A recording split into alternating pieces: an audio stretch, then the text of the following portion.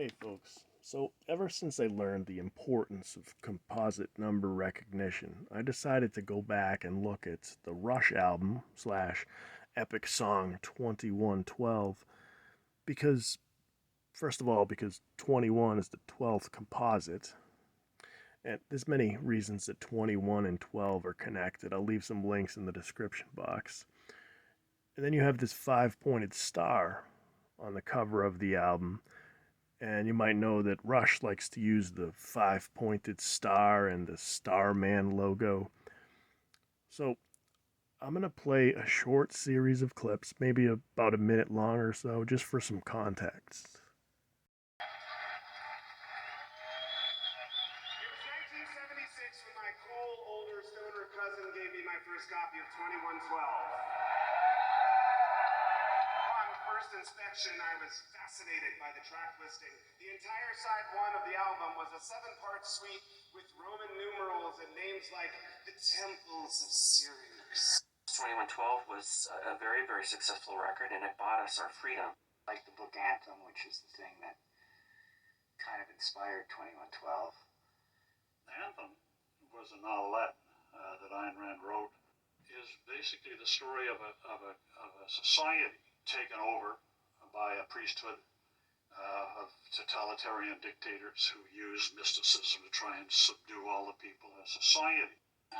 In 2112, when the main character is going up against the priests, you're going to have an uphill battle, and you're going to be dealing with forces that are bigger than you, who think they're better than you, and are going to do everything they can to keep you in your place. Played a big role in the way that album shaped up. I dreamed up this story of music being invented against a dystopian totalitarian society. That the story was paralleling Anthem. I thought I had to say something about Ayn Rand and the association with 2112. So at the bottom of the lyrics, just put with acknowledgement to the genius of Ayn Rand. So you heard them there. The book Anthem by Ayn Rand was an inspiration for the Rush 2112 story. So I want to talk a little bit about Ayn Rand. This has to do with the number 33. So Ayn Rand was born February 2nd, which is the 33rd day of the year. She died March 6th, which was a span of 33 days after her final birthday. And she turned 33 years old the year that Anthem was originally published. A bit of low-hanging fruit here, but 33 is 21 plus 12. But I was thinking about the 33rd composite number, how that's 49. 49 connects with Venus because of the magic square of Venus, the 7 by 7 magic square, all the numbers from 1 through 49. Neil Peart, who wrote the 2112 story, died on the 7th day of the year. So there's a lot to unpack there, and I want to keep this somewhat simple. So I'll make a few videos on this topic. But yeah, he died the 7th day of the year. Venus square is a 7 by 7 magic square, all the numbers from 1 through 49.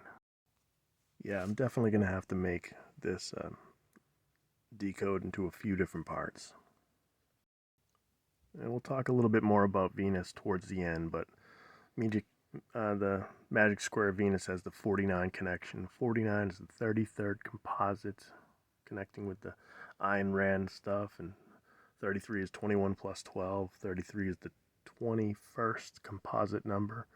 21 is the 12th composite number, and here we are talking about the album 2112. Now this number 2112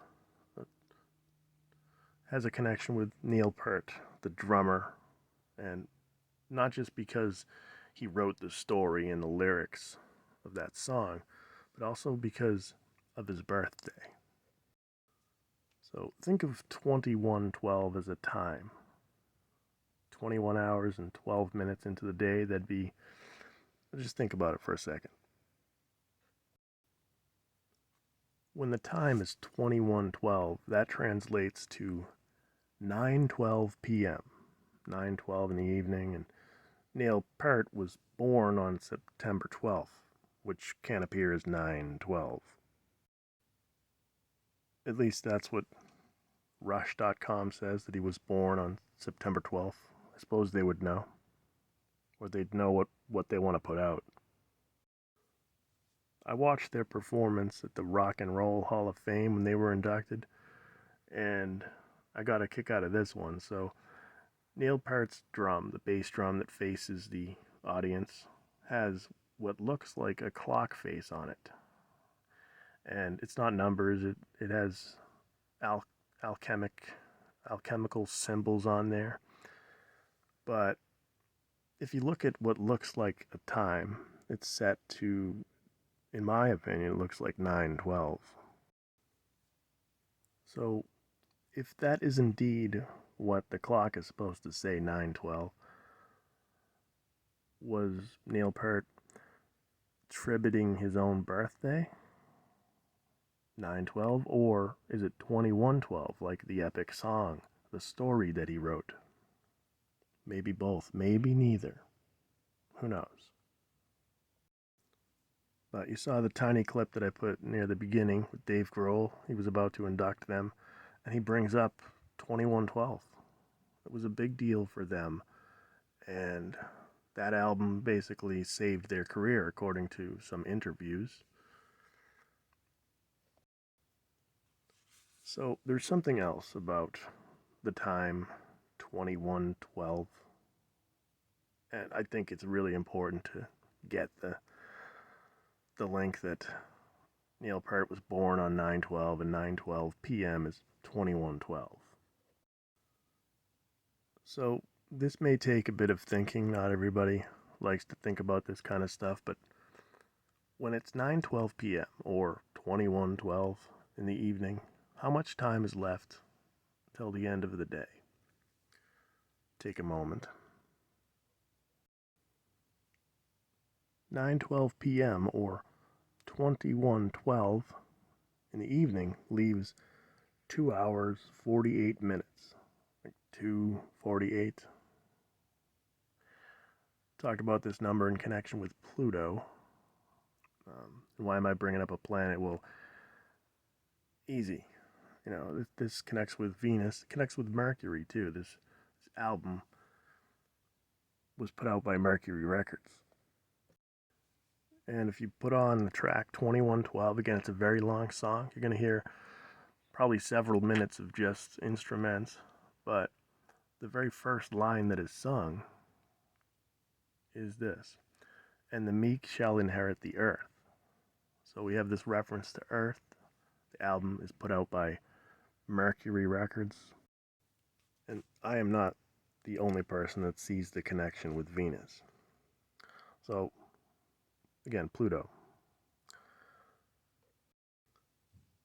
If you do a simple search for Pluto's orbital period, you get this estimate of 248 years. Humor me here. Tack on a 0, you have 2480. 2480. 2480 is the 2112th composite number. Here we are talking about the album 21:12. Again, when it's 21:12 on the clock, the amount of time remaining till the end of the day is 2 hours 48 minutes. So 248. Pluto takes 248 years estimated, and Pluto was demoted to a dwarf planet on the 24th of August, 24/8. And you can write the date both ways. It's known. And it's also known that it's legit to use both when decoding.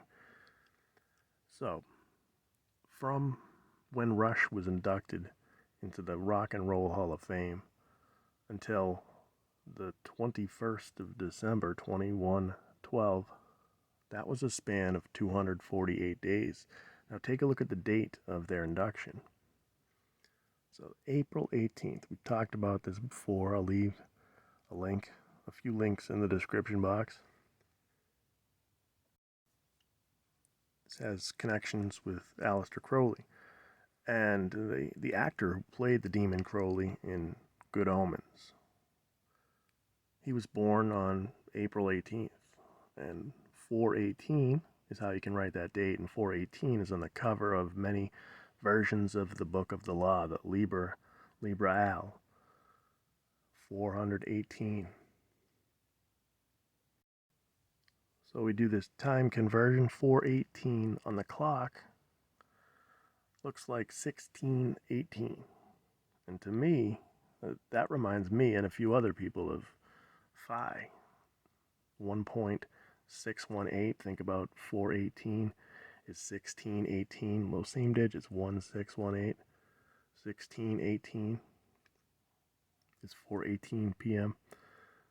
And Rush was inducted into the Hall of Fame on April 18th, 4:18. Now, April 18th is typically the 108th day of the year. If you look at the inside of a pentagram, a regular pentagram, we're looking at the shape of the pentagon. Now, there are degrees all over this image here, but just look at the inside shape, the pentagon, the interior angles. Every one, if it's a regular pentagon, has the same number, 108. So the 108th day of the year is typically April 18th, 4:18. Rush was inducted into the Hall of Fame, 4:18 p.m. Looks like 1618, and those digits could remind you of phi because 1.618. The phi ratio is encoded into the pentagram. And this is taught many places, but in one place, the Walt Disney short film, Donald in Mathmagicland. I recommend that film. Even though it's animated, it's not just for kids. Alright, so phi. What is phi? The golden ratio, the golden section. It's connected with Fibonacci, but among other things, phi is a Greek letter. It's the 21st letter of the modern Greek alphabet. 21 is a Fibonacci number. Off to the right here, I have this golden spiral, Fibonacci spiral. You see the numbers spiraling downwards. Just for kicks, we'll start with 21. The next one down would be 13. Next down would, before that would be 8, and then 5. And with Fibonacci, you can tell what a Fibonacci number. If you know two consecutive Fibonacci numbers, you can tell what comes after or before them. So if we're going down the spiral, we know that 21 and 13 are both Fibonacci. We just do subtraction. 21 minus 13 equals 8. Then we go back up. 13 minus 8 equals 5. All these numbers are Fibonacci numbers. You can go back up the spiral. 5 and 8, so 5 plus 8. The next one would be 13. Speaking of 13 and 8, I recommend looking into the Venus rose or the rose of Venus. Has that 13 to 8 ratio. And there's many different short clips, animations of the Venus rose. And then look up the Venus pentagram. But anyway, I'm running out of time here. The Venus rose has that 13 to 8 ratio. Earth and Venus are going around, orbiting the sun, right? Earth would have orbited its 8th time as Venus is orbited its 13th. Shout out to East Coast UK who commented to me that 13/8 or the 13th of August is the 225th day of the year. And doing a simple search for Venus orbital period, you see that it's estimated at 225 days. I unfortunately have a 15-minute limit, so I'm going to have to speed through this. Freeze frame if you need to.